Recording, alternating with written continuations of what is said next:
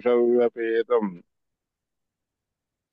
सर्वान्तस्थं सुपूर्णं प्रकृतिपतिमजं सर्वबाह्यं स्वनित्यं सर्वज्ञं सर्वशक्यं सुरमुनि मनुजाद्यै सदा सेव्यमानं विष्णुं वन्दे सदाहं सकलजगदघानाद्यन्तमानन्ददन्तम्। हरे नमः।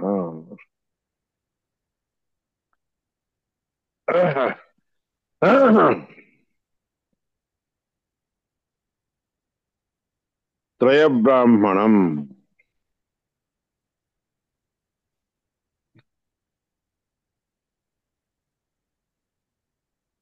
त्रयं वा इदं नाम रूपं कर्म तेषां नाम्नां वागित्येतदेषाम् उक्तम् अतो हि सर्वाणि नामानि उत्तिष्ठन्ति एतदेषां साम एतद्धि सर्वैर्नामभिः सममेतदेषां ब्रह्म एतद्धि सर्वाणि नामानि विभक्ती। तीन गोष्टी असतात, नाम रूप कर्म. प्रत्येक गोष्टीमध्ये नाव रूप आणि कर्म. तेषां नामनाम, प्रत्येक गोष्टीचे जे नाव असतात ना त्यांचे, त्या सगळ्या नावाला वाघ इत्येतत् वाघ इत्येतत् वाक वाणी नावाचं जे आहे की नाही, त्या सगळ्या गोष्टींचे उक्थम म्हणतात. उक्त म्हणजे उक्त शब्दाचा अर्थ मिसळून राहणे. अतो ही सर्वाणी नामानी, म्हणून त्यामुळे सगळेच्या सगळे नाव उत्पन्न होतात. उत्तिष्ठन्ति एतदेषां समा एतद्धि सर्वैर नामावी. सगळ्या गोष्टींना, सगळ्या नावांना जे आहे, सर्व शब्दांना जे आहे, हे तर असतातच, समान रूपाने राहत असतात. म्हणून साम एतद्धि सर्वैर नामावी, हे साम सगळ्या नावाने जे आहे, समम एतदेषां ब्रह्म एतद्धि समान रूपाने असतं. हे त्यांच्यामध्ये असणारं ब्रह्मत्व म्हणजे परमात्म्याचा अंश. त्याची सर्वाणी नावाने विभक्ती. आणि ते परब्रह्मचं स्वरूप कसं आहे म्हणून सगळ्या नावांचं धारण करत, सगळ्या नावांना धारण करत असतो. म्हणून सगळे नाम सर्वैश्च शब्दैर अहमेव वेद्य वेदांतकृत वेदविदेव चाहम इत्यादिकामध्ये सांगितलंय. आता रूपाणां चक्षुरित्येतद् येषाम् उक्तम. आता याच्यामध्ये रूप जे आहेत, नाम झालं, रूप असतंय. आता रूपाणां चक्षुः इत्येतदेषाम् उक्तम् अतो हि सर्वाणि रूपाण्यप्य अत्ये सर्वाणि रूपाणि अत्ति उत्तिष्ठति, सर्वाणि रूपाणि उत्तिष्ठन्ति एतदेषां सामेतद्धि सर्वै रूपैः समम् एतदेषां ब्रह्म एतद्धि सर्वाणि रूपाणि विभक्ती. आता हे जे नाव म्हणले त्याचप्रमाणे सगळे रूप देखील, कारण रूप हे जे आहे चक्षुरेंद्रियापासून होणारी गोष्ट आहे.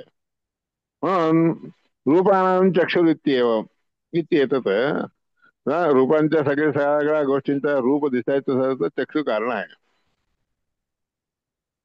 हेच त्या चक्षुरेंद्रिय जे आहे त्यांच्यासाठी उक्त रूपाने असते, एकीकरण म्हणतात त्याला. सर्वाणि रूपाणि उत्तिष्ठन्ति, ह्या चक्षुरेंद्रियाच्या द्वारे सगळ्याच्या सगळ्या गोष्टींचे, सगळ्या पदार्थांचे जे आहेत की नाही, रूप तुम्हाला दिसून येत आहे. हे त्यांचं सामत्व आहे. सामत्व म्हणजे एके ठिकाणी राहणेपणा. एतद्धि सर्वैः रूपैः समम एतदेषां, सगळ्या रूपांनी एकेच ठिकाणी एकाच प्रकारे राहत असतात.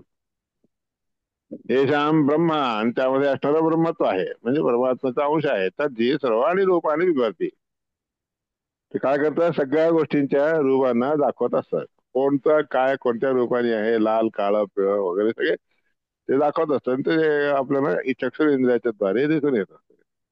ते परब्रह्म साक्षात त्या चक्षुरेंद्रियामध्ये राहून हे सगळ्या गोष्टी करत असतो. आता कर्मणाम, आता नंतर नाम रूप कर्म. रूप तरी चक्षुरेंद्रियाचं, कर्म कसं असतं. आता कर्मणाम आत्मेत्येतदेषाम् उक्तम. प्रत्येक कर्माला जे आहे परमात्माच मुख्य आहे, म्हणूनच त्यांचा समावेश असतो सगळ्यामध्ये. अतो ही सर्वाणि कर्माणि उत्तिष्ठन्ति ह्याच्यापासूनच सगळेचे सगळे कर्म उत्पन्न होतात.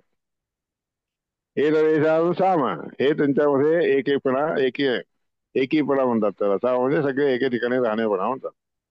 एतद्धि सर्वैः कर्मभिः हे जे आहे की नाही सगळ्या कर्मांच्या द्वारे समम सगळं मिसळून मिसळून असं आहे. हम्म समम एतदेशां ब्रह्म हे त्यांच्यामध्ये असणारं ब्रह्मत्व आहे म्हणजे अंश ब्रह्माचा अंश आहे. तद्ही ब्रह्म एतद्ही सर्वाणि कर्माणि विभक्ती हे सगळे कर्म एकवटून एके ठिकाणी मिसळून घेत असतात म्हणजे जवळ ठेवून घेत असतात. तदेतत्रयम् तदेकम ते सगळे एके ठिकाणी मिसळून असलेले असतात. अयम आत्मा हा परमात्मा त्या ठिकाणी अंशाने राहत असतो. आत्मा एक हा एकच परमात्मा असतो. तन एतत्रयम तदेतद अमृतम हे सगळ्या तिन्ही गोष्टी करत असतो. हे अमृत परमात्म्याचं अमृत रूप आहे. सत्येन छन्नम सत्य नावाच्या ह्याच्याने सत्य नावाच्या गोष्टीने जे आहे हे आच्छादित आहे.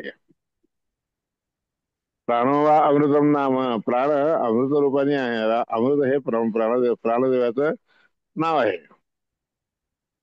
त्या तो आपल्या रूपाने सत्य या नावाच्या रूपाने ताभ्याम अयम प्राण छंद हा सगळ्या सत्य नावाच्या रूपाने प्राण त्याच्यावर सगळ्या कोणत्याही कर्माला जे आहे सत्यत्व नावाचं असावं लागतं.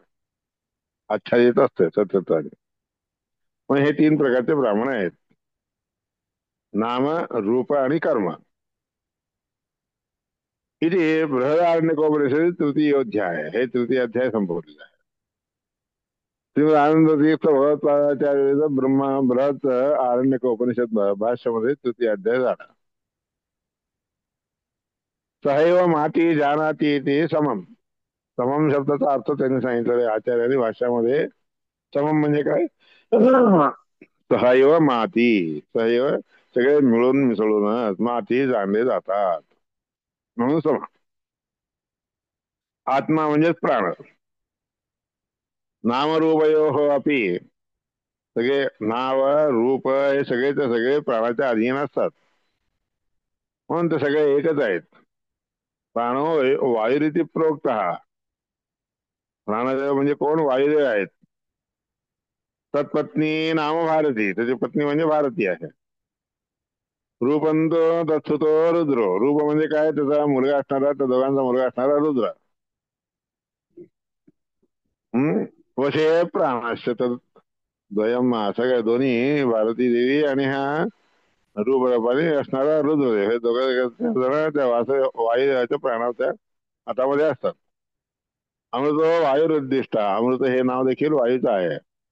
नित्य ज्ञानात्मकत्वता नित्य ज्ञानाने संपन्न असं म्हणून वायुदेवानं अमृत असं म्हणतात. सत्यम यथार्थ वक्तृत्वात भारती रुद्र एवच.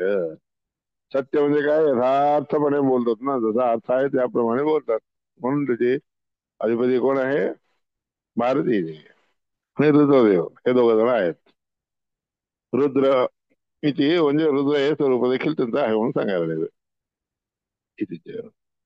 रुद्रम वेदेषु प्राण प्रविष्ट शब्दादित सदा शब्द इत्यादी रूपाने रुद्र रुद्र हा वेदामध्ये सगळीकडे प्राणाला बरोबर घेऊन असतो. सत्य इत्युच्यते नित्यम स्वरूपेण अमृत हा स्मृत त्याला सत्य म्हणून म्हणतात. त्या अमृताने अमृत रूपाने दिसून येत असते. हे ज्ञान रूपाने दिसून येत असते. याप्रमाणे तिसरा अध्याय संपवला. आता